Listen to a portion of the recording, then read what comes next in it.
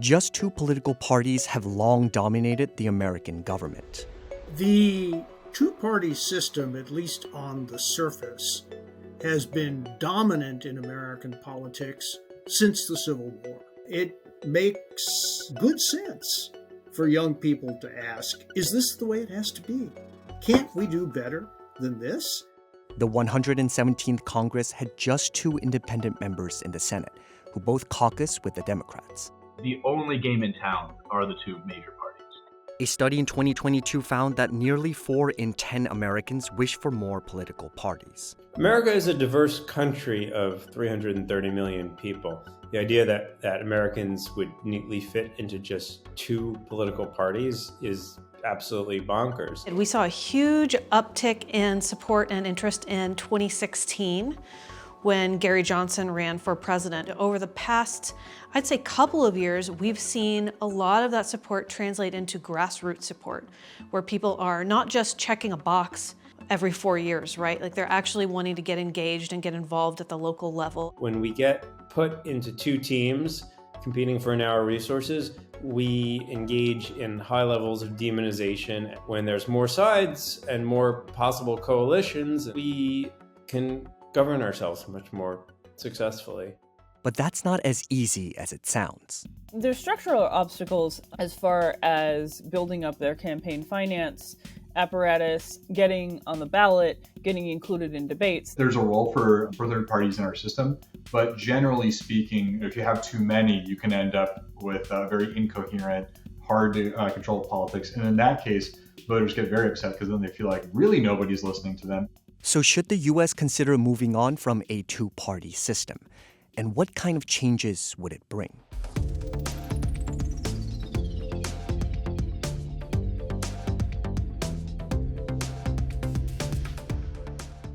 For the majority of elections, the United States relies on what's called a single-member district plurality system, where just one winner with a majority of voters wins the election. Experts say this winner-takes-all approach to elections is the main reason why two parties dominate in America. The reason that we have just two parties is not because Americans want only two parties. It's because we have an electoral system that punishes and marginalizes third parties. But if you only allow for one winner, essentially these gravitational forces start to emerge. And those forces dictate that because there's only one winner, a rational person is going to pick between two choices.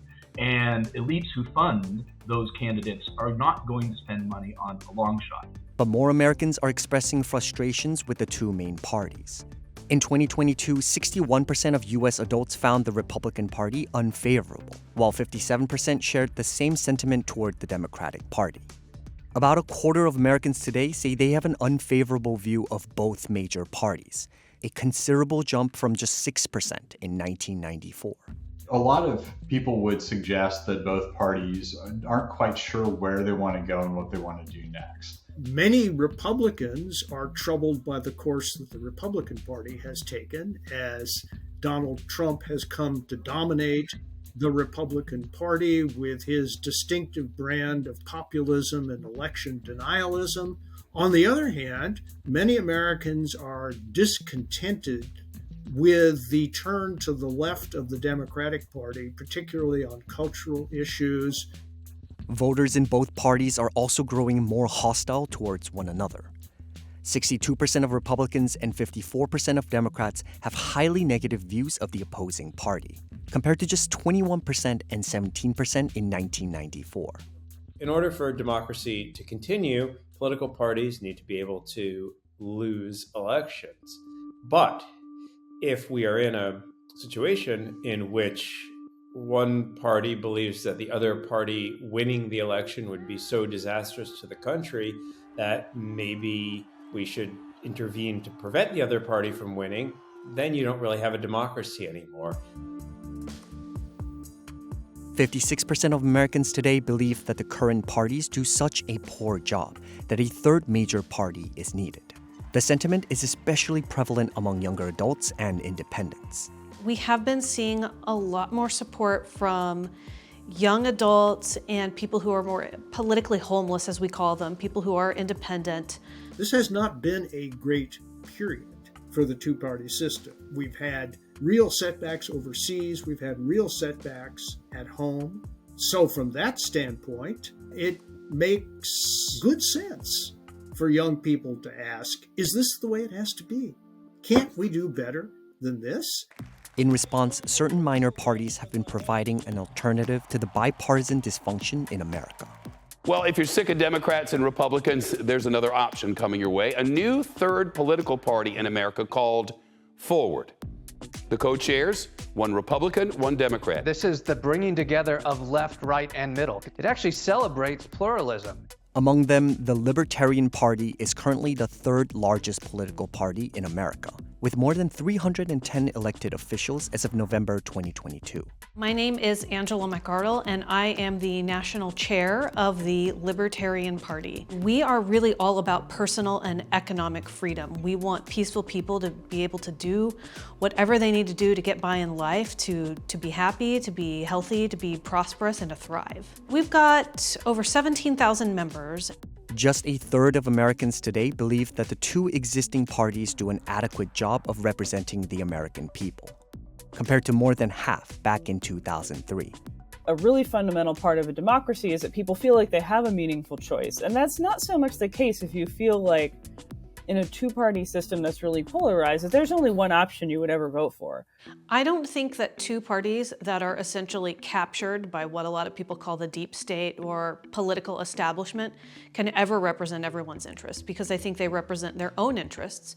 And to a certain extent, I don't even blame them. They're incentivized to do that, to keep their jobs, to stay in power, and to grow their monolith. If we had more parties, it would be less of a kind of zero-sum competition between the Republicans and the Democrats. You would have less of an incentive if, as one party or another, to kind of tear down the other party if that didn't automatically translate to a gain for your side. Incorporating more voices could not only help with polarization, but participation as well. Voter turnout in the U.S. has long been below average compared to other developed countries.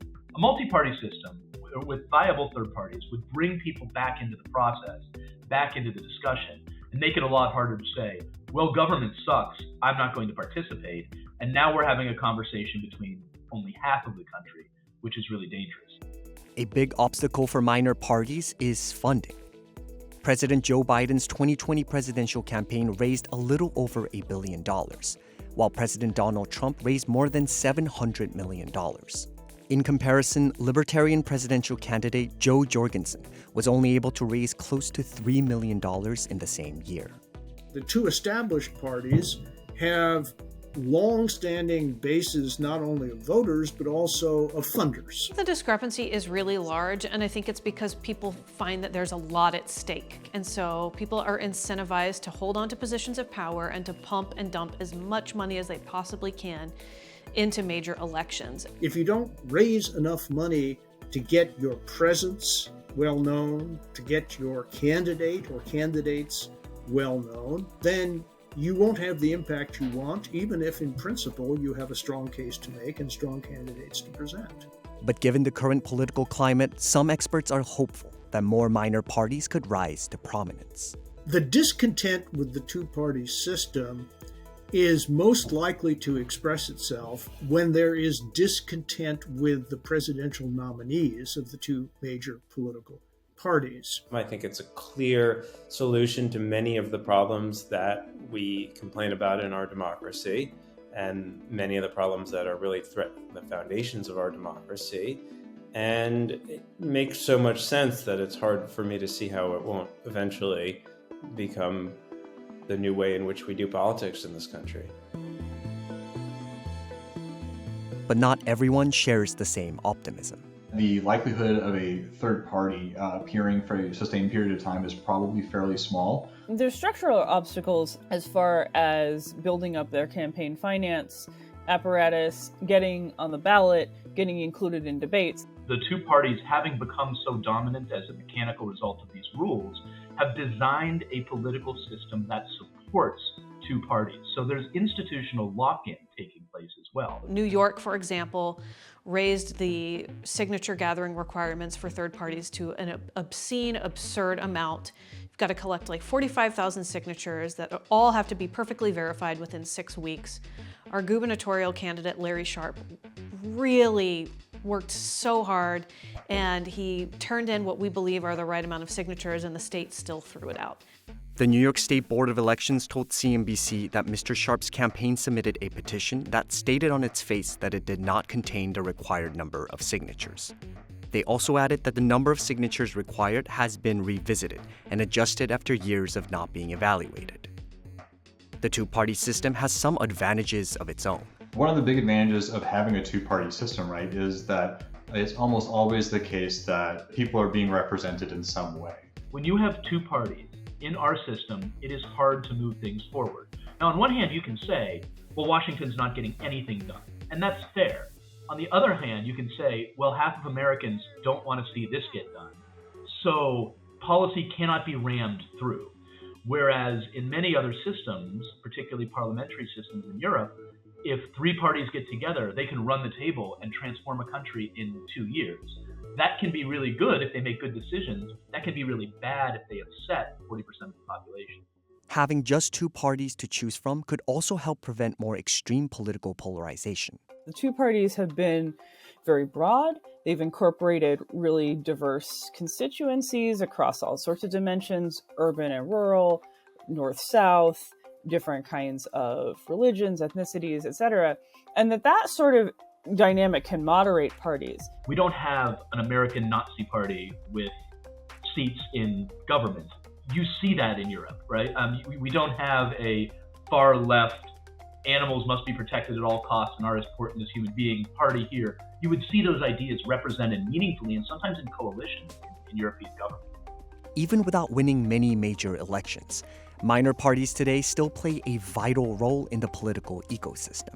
Throughout U.S. history, smaller parties have raised issues that the major parties were ignoring. They've mobilized groups of voters who the major parties have been ignoring. Third parties have been the catalysts of new ideas and new ways of doing politics throughout U.S. history. This is one of the historic functions of third parties.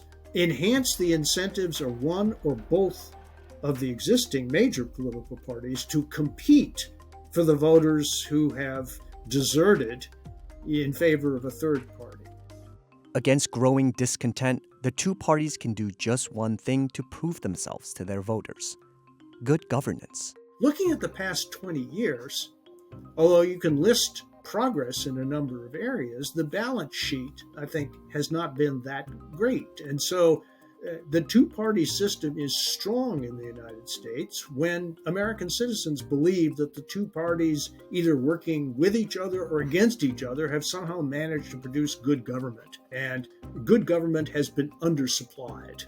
My main advice for people, if they're not happy with the two parties, is to find whichever one of their local parties they feel closest to and really get involved in that party and, shape its perspective, whether they want to see it be more moderate or more ideological, just more active. You got to start somewhere. And that's really the place where people can have the most kind of personal influence to really do something and to really think about representing the concerns of people like them.